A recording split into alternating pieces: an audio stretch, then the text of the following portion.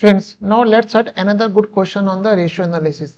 Company furnished the following data. Non-current asset 20 lakh rupees, debtors 10 lakh rupees, cash 2 lakh rupees, stock 8 lakh rupees, current liability equals to the capital employed. Calculate current ratio and the quick ratio from these options. हमने पूरे data को balance sheet में convert कर दिया. मेरी non current assets यहाँ पे 20 lakh rupees है, डेटर्स 10 लाख रुपीज है, कैश 2 लाख रुपीज है, स्टॉक 8 लाख रुपीज है. हेंस माई total current asset become 20 lakh rupees.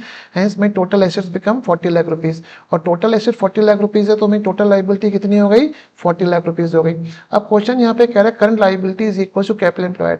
अब एक चीज बनाते हैं कि मेरी जो टोटल लाइबिलिटीज होता है उसको हम फॉर्मलाइज करके ऐसे लिख सकते हैं share holder funds plus non current liability plus current liability equals to total liability. Now share holder fund और एनसीएल को कलेक्टिवली हम बोलते हैं capital employed. Hence capital employed plus current liability equals to total liability. तो अगर ये 1 रुपये है, ये 1 रुपये है, इसका मतलब टोटल लाइबिलिटी कितनी हो गई? 2 रुपये हो गई. इसका मतलब current liability is my half of my total liability. तो मैंने यहाँ पे ये लिखा current liability is half of my total liability. Total liability कितनी है फ्रेंड्स? 40 लाख रुपीज हो गई.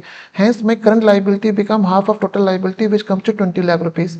नाउ करंट एसेट्स मेरी 20 लाख रुपीज है, करंट लाइबिलिटी मेरी 20 लाख रुपीज है. Hence my current ratio is 1:1. अब हमें निकालनी है क्विक रेशियो. क्विक रेशियो के लिए हमें चाहिए क्विक एसेट. क्विक एसेट में हमें स्टॉक इंक्लूड नहीं करना होता. तो मेरे पास क्विक एसेट्स कितनी हो गई? 12 लाख रुपए हो गई. मेरी करंट लाइबिलिटी कितनी है? 20 लाख रुपए हो गई.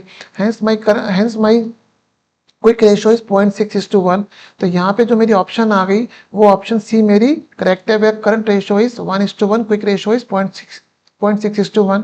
होप आपको ये क्वेश्चन अच्छा लगा होगा. Thank you.